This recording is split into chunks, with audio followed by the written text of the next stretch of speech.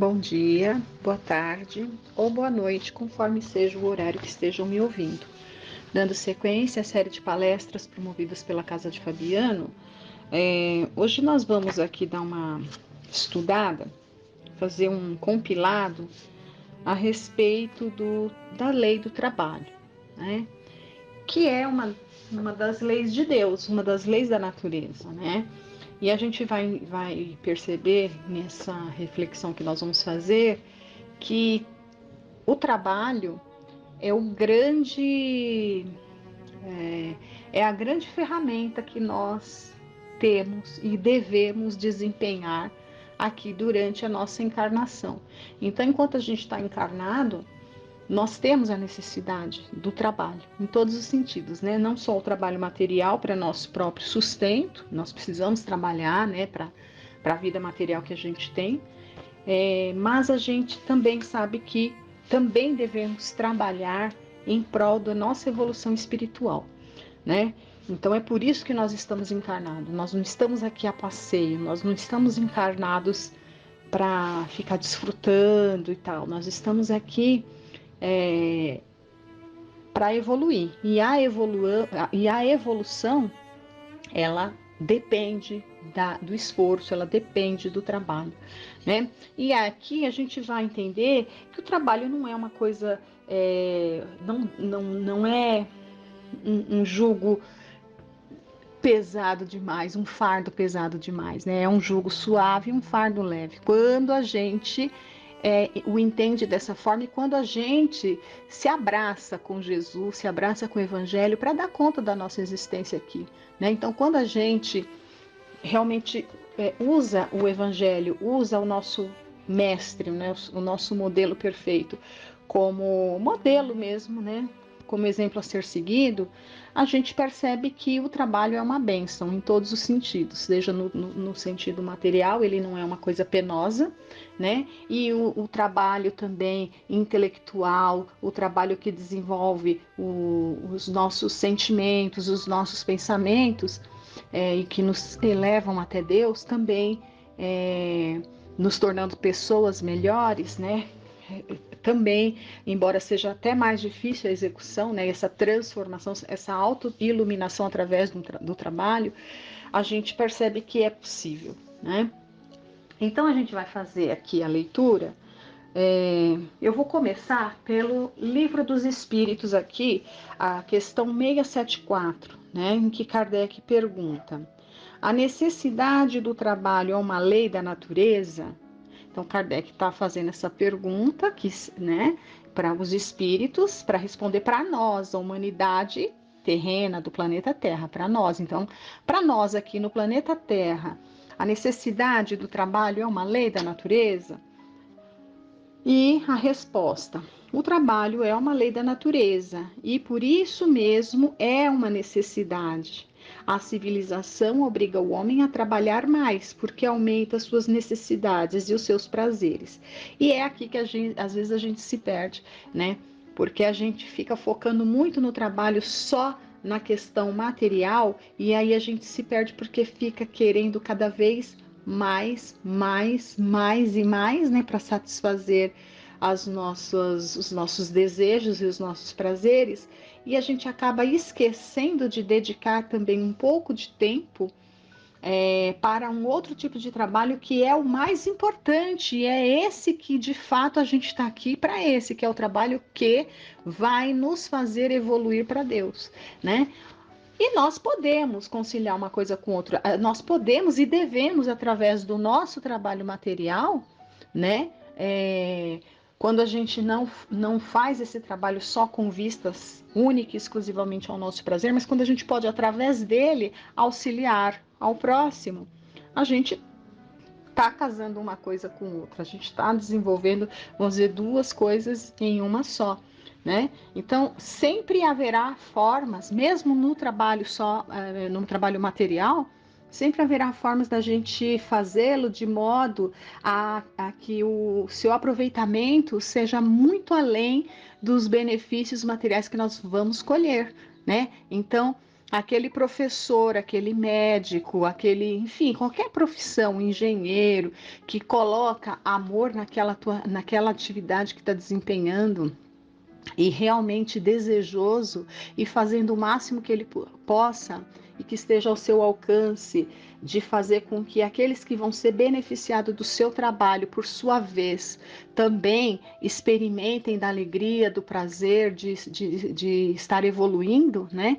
Então, quando a gente executa o nosso trabalho material, que vai nos prover o pão de cada dia, mas assim, dignificando dessa maneira, fazendo não por obrigação ou simplesmente para atingir números, né, e movido unicamente pela ambição, mas quando a gente faz realmente com aquele propósito de espalhar o bem, nós estamos fazendo um bom trabalho.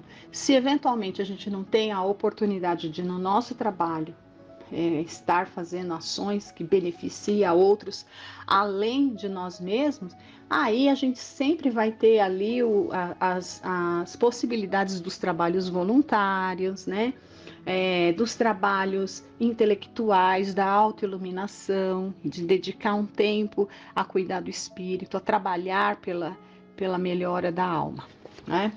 Então, feita essa introdução, a gente vai aqui no Evangelho segundo o Espiritismo, tem uma mensagem de São Luís que vai falar sobre a necessidade da encarnação. E por que nós temos a necessidade de encarnar? Por que nós temos que estar nascendo e renascendo e renascendo e renascendo aqui no mundo, né, nesse mundo de provas e expiações? Por que há essa necessidade? Então, foi feita a pergunta, né? A encarnação é uma punição e somente os espíritos culpados é que eles estão sujeitos? E a resposta de São Luís: a passagem dos espíritos pela vida corpórea é necessária para que eles possam realizar. Então, realizar, a gente já pensa que para realizar alguma coisa vai ter que haver um esforço, né? Um trabalho. Para que eles possam realizar, com a ajuda do elemento material, os propósitos cuja execução Deus lhe confiou. Ou seja, Deus confiou alguma coisa para que a gente faça, né? Então nós vamos ter que trabalhar para fazer alguma coisa que Deus espera que nós façamos.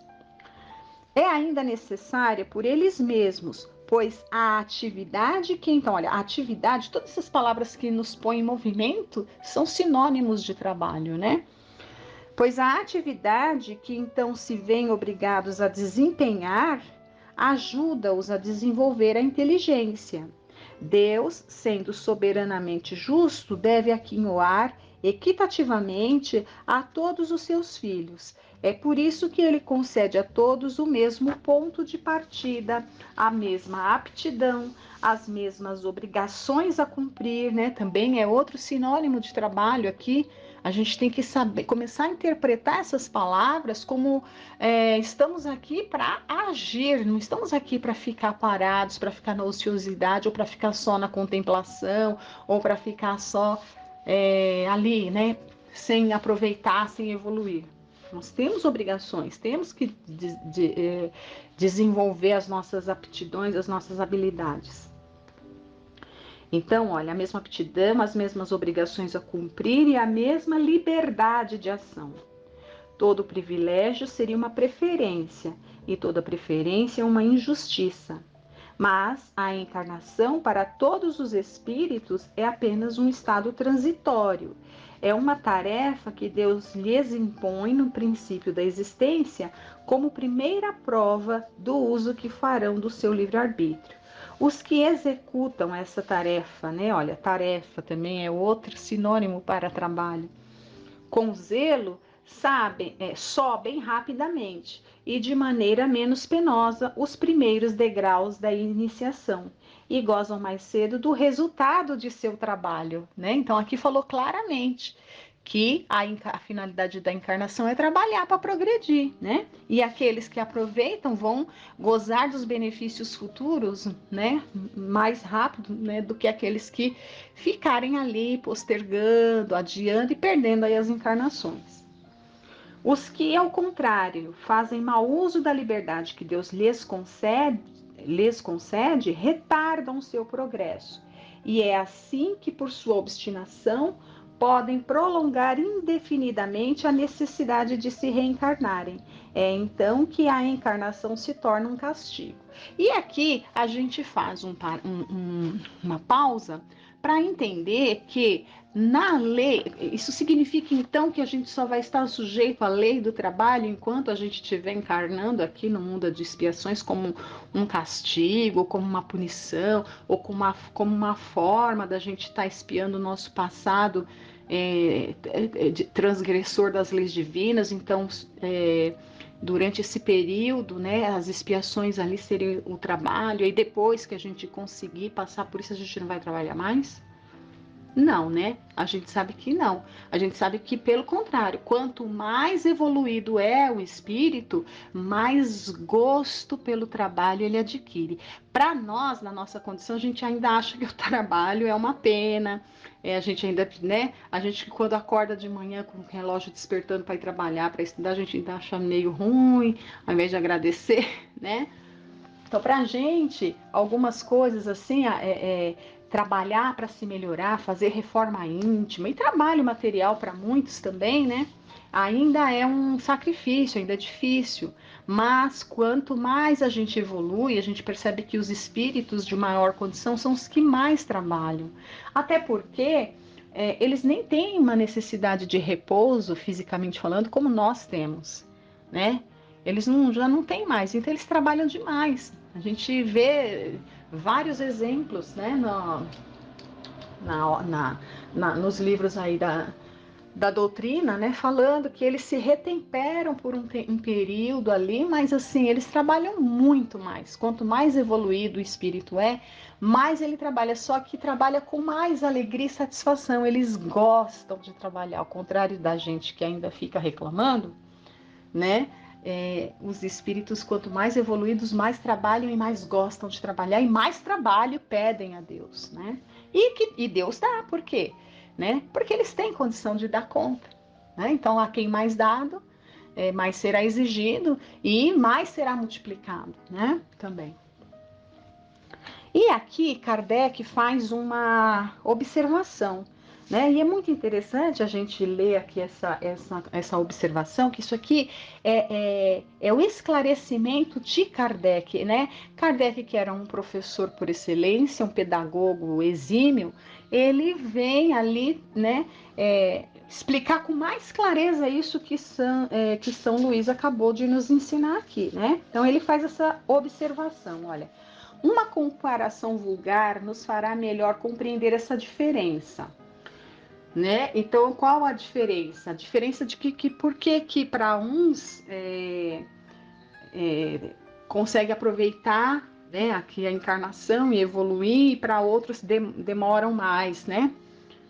Então, ele vai falar, uma comparação vulgar nos fará melhor compreender essa diferença.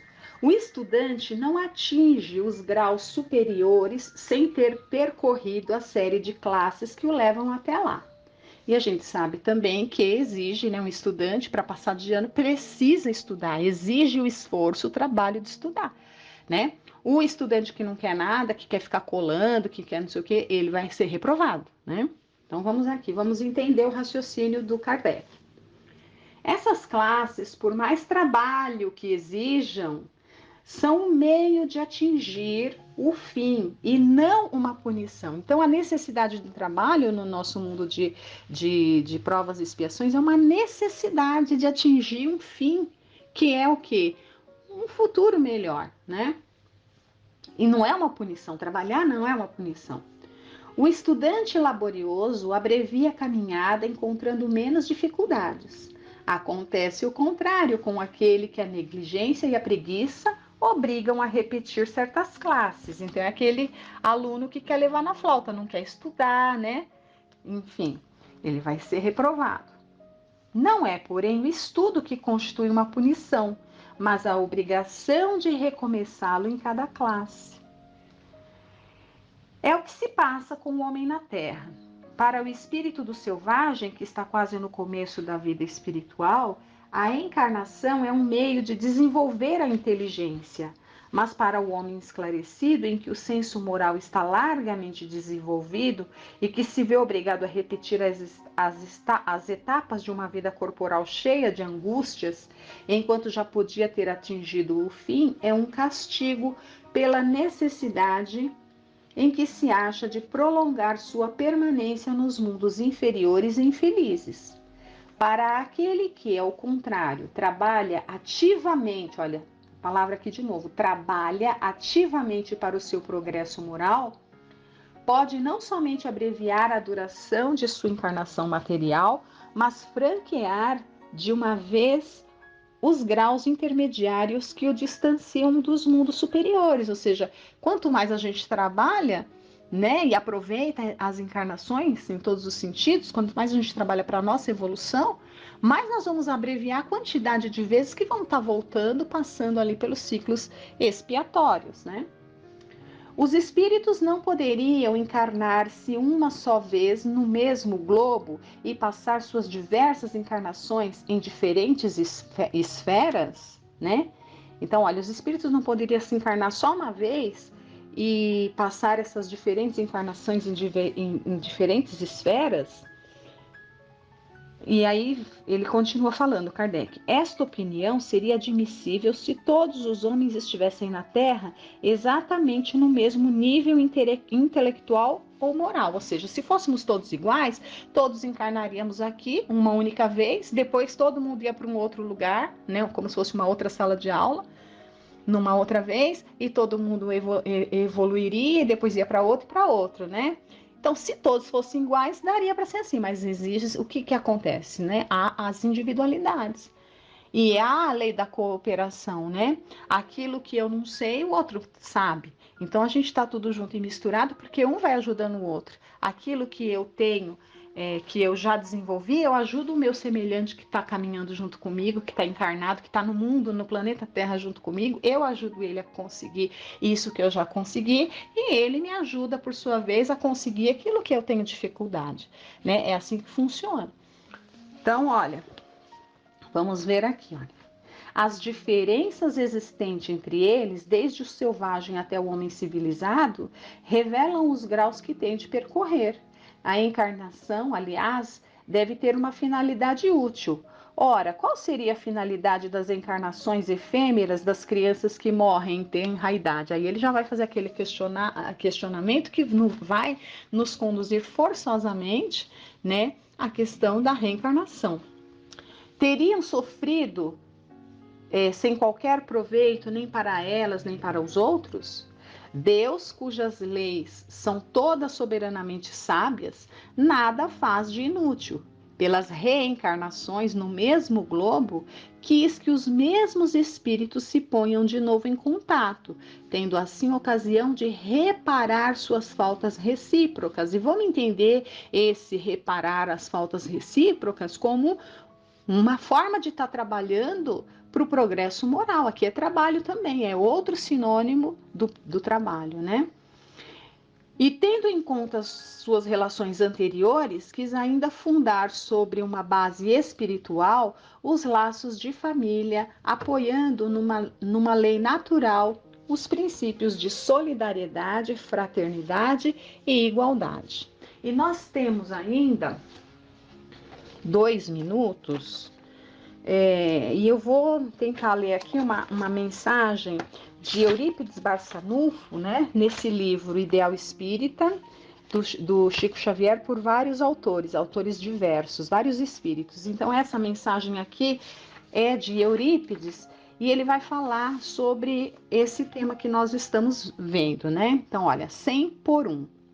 Ócio em qualquer parte constitui esbanjamento. Então, ócio é o que se opõe ao trabalho, é ficar parado, né? Estacionamento, digamos assim, estar estacionado, né? Tudo vibra em perpétua movimentação, sinônimo de trabalho, sem vácuo ou inércia na substância das coisas.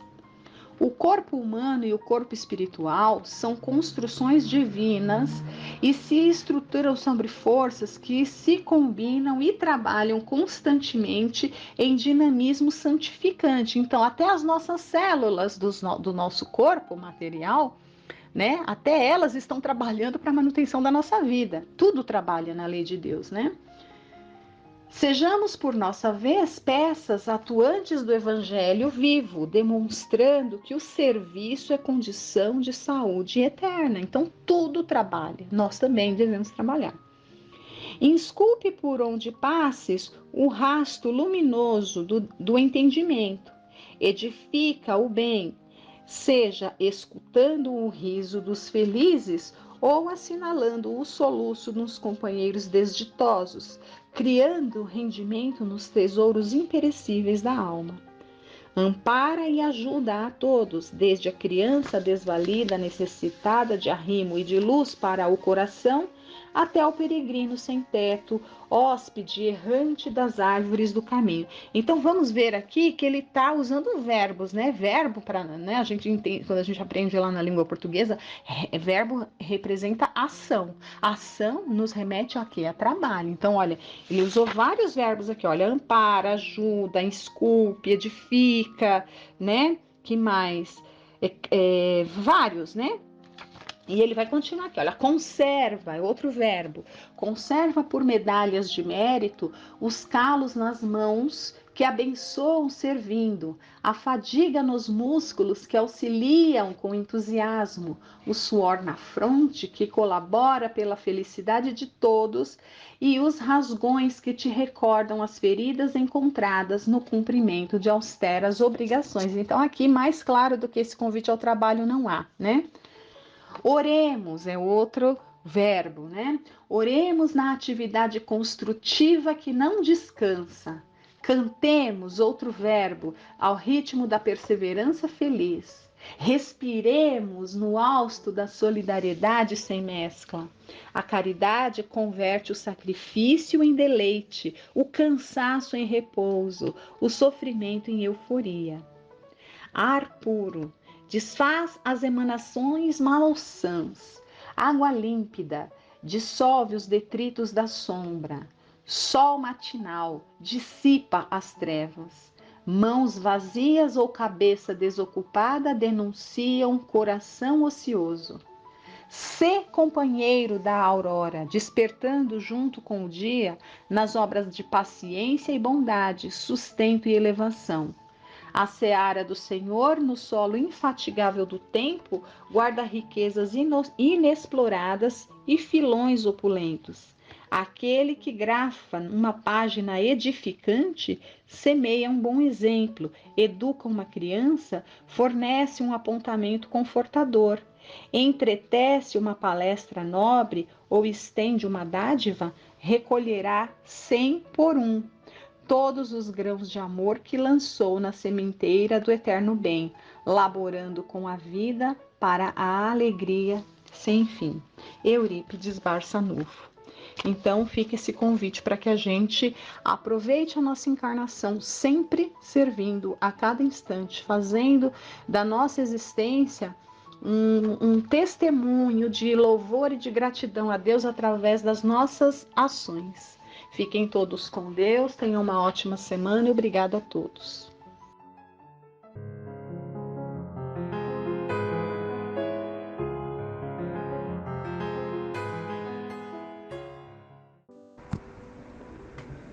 Boa noite a todos, desejo que todos estejam bem. Hoje nós vamos ler um texto do livro Jesus no Lar, psicografado por Francisco Cândido Xavier, editado por Neio Lúcio. É o capítulo 14, cujo título é A Coroa e as Asas. Comentava-se na reunião as glórias do saber, quando Cristo, para ilustrar a palestra, contou despretensioso. Um homem amante da verdade, informando-se de que o aprimoramento intelectual conduz à divina sabedoria, atirou-se à elevação da montanha da ciência, empenhando todas as forças que possuía no decisivo cometimento. A vereda era sombria, qual obscuro labirinto. Contudo, o esforçado lidador, olvidando, ou seja, esquecendo dificuldades e perigos, avançava sempre, trocando de vestuário para melhor acomodar-se às exigências da marcha.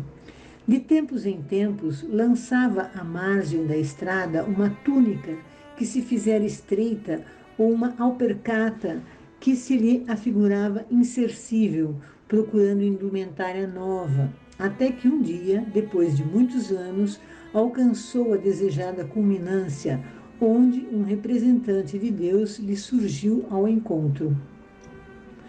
O emissário cumprimentou-o, abraçou-o e revestiu-lhe a fronte com deslumbrante coroa de luz.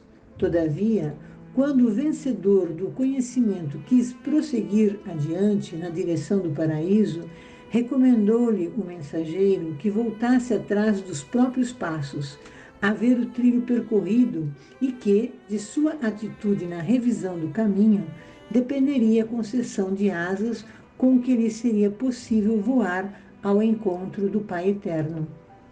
O interessado regressou, mas agora, auxiliado pela fulgurante auréola de que fora investido, podia contemplar todos os ângulos da senda, antes inextricável ao seu olhar.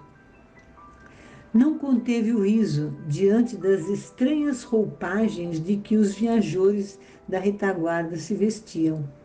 Aqui notava uma túnica rota, acolá uma sandália extravagante. Peregrinos inúmeros se apoiavam em bordões quebradiços, enquanto outros se amparavam em capas misérrimas. Entretanto, cada qual, com impertinência infantil, marchava senhor de si, como se envergasse a roupa mais valiosa do mundo. O vencedor da ciência não suportou as impressões que o quadro lhe causava e abriu-se em frases de zombaria, reprovando acremente a ignorância de quantos seguiam em vestes ridículas ou inadequadas. Gritou, condenou e fez apodos contundentes. Dirigiu-se à comunidade dos viajantes com tamanha ironia que muitos renunciaram à subida, retornando à inércia da planície vasta. Após amaldiçoar a todos indistintamente, voltou o herói coroado ao cume do monte, na expectativa de partir sem detença ao encontro do Pai, ou seja, Deus. Mas o anjo, muito triste, explicou-lhe que a roupagem dos outros, que lhe provocara tanto sarcasmo inútil, era aquela mesma de que ele se servira para elevar-se ao tempo em que era frágil e semicego, e que as asas de luz com que deveria erguer-se ao trono divino somente lhe seriam dadas quando edificasse o amor no imo do coração. Faltavam-lhe piedade e entendimento. Faltava-lhe piedade e entendimento. Que ele voltasse demoradamente ao caminho e auxiliasse os semelhantes, sem o que jamais conseguiria equilibrar-se no céu. Alguns minutos de silêncio seguiram-se indevassáveis. O mestre, todavia, imprimindo significativa ênfase às palavras, terminou: há muitas almas na terra ostentando a luminosa coroa da ciência, mas de coração adormecido na impiedade, salientando-se no sarcasmo pueril e na censura indébita. Envenenadas pela incompreensão, exigentes e cruéis, fulminam os companheiros mais fracos no entendimento ou na cultura, ao invés de estender-lhes as mãos fraternais, reconhecendo que também já foram assim, tateantes e imperfeitos.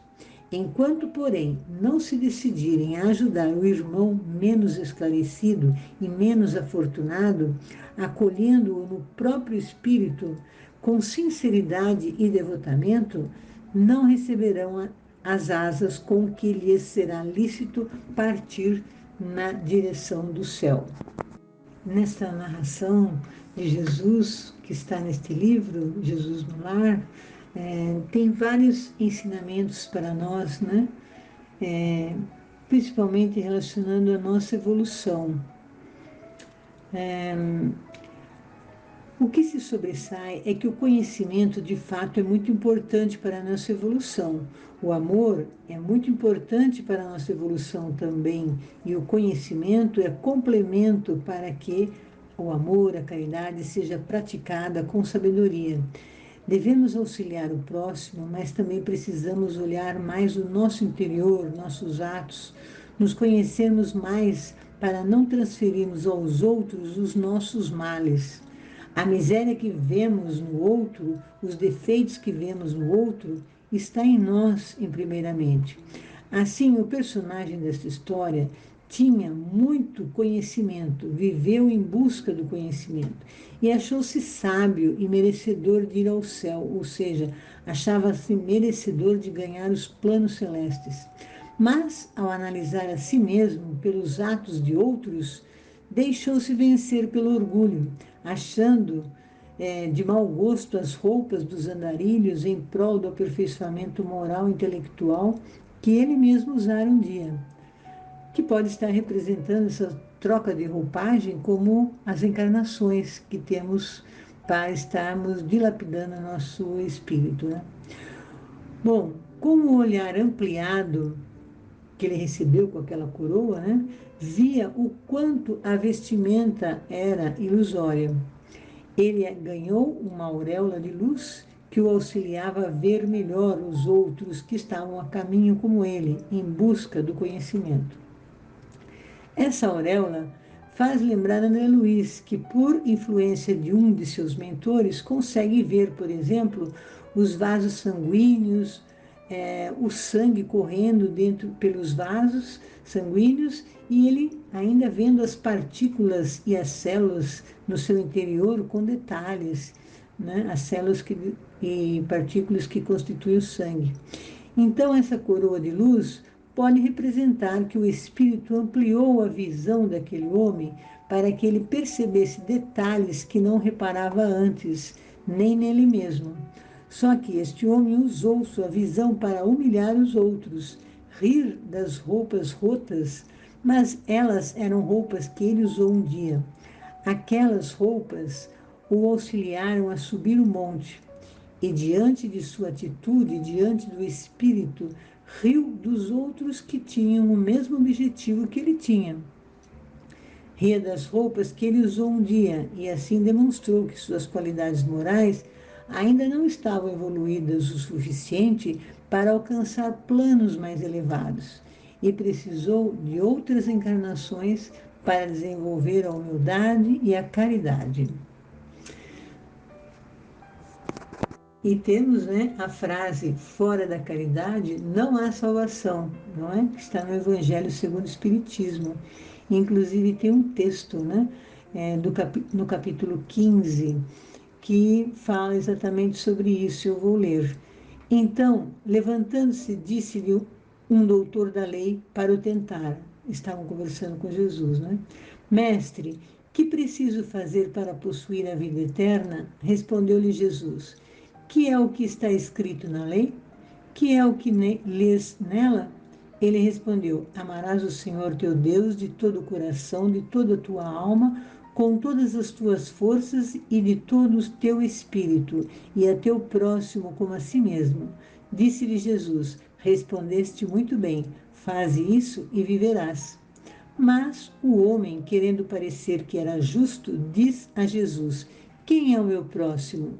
Jesus, tomando a palavra, lhe disse: um homem que descia de Jerusalém para Jericó caiu em poder de ladrões que o despojaram, cobriram de ferimentos e se foram, deixando-o semi-morto.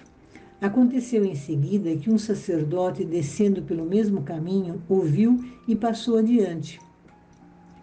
Um levita que também veio àquele lugar, tendo-o observado, passou igualmente adiante. Mas um samaritano que viajava, chegando ao lugar onde jazia aquele homem e tendo-o visto, foi tocado de compaixão. Aproximou-se dele, deitou-lhe óleo e vinho nas feridas e as enfaixou.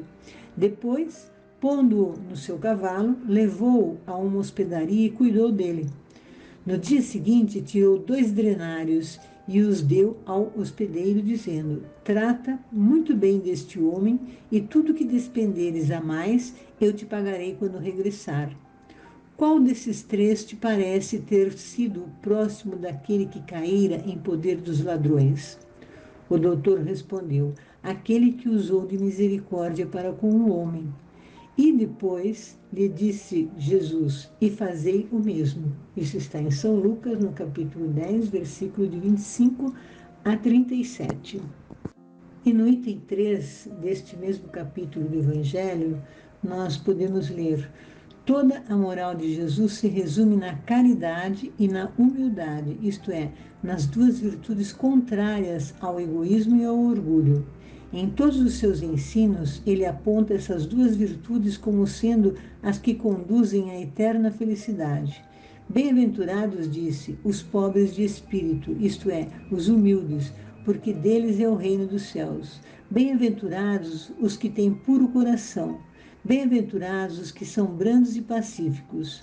Bem-aventurados os que são misericordiosos. Amai o vosso próximo como a vós mesmos. Fazei aos outros o que quereríeis que vos fizessem. Amai os vossos inimigos, perdoai as ofensas, se quiserdes ser perdoados. Praticai o bem sem ostentação. Julgai-vos a vós mesmos, antes de julgar os outros. Humildade e caridade, eis o que não cessa de recomendar e o de que dá ele próprio o exemplo. Orgulho e egoísmo, eis o que não se cansa de combater, e não se limita a recomendar a caridade. Põe-na claramente e em termos explícitos como condição absoluta da felicidade futura. Mas os fariseus, tendo sabido que ele tapara a boca aos saduceus, se reuniram, e um deles, que era doutor da lei, foi propor-lhe esta questão para o tentar: Mestre, qual o grande mandamento da lei? Jesus lhe respondeu: Amarás o Senhor teu Deus de todo o teu coração, de toda a tua alma, de todo o teu espírito. Este é o maior e o primeiro mandamento. E aqui está o segundo, que é semelhante ao primeiro: amarás o teu próximo como a ti mesmo. Toda a lei e os profetas se acham contidos nestes 2 mandamentos. Está em São Mateus, no capítulo 22, versículo de 34 a 40. Espero que esse texto possa ter nos auxiliado a todos nós e que tenhamos uma boa semana a todos. Boa noite.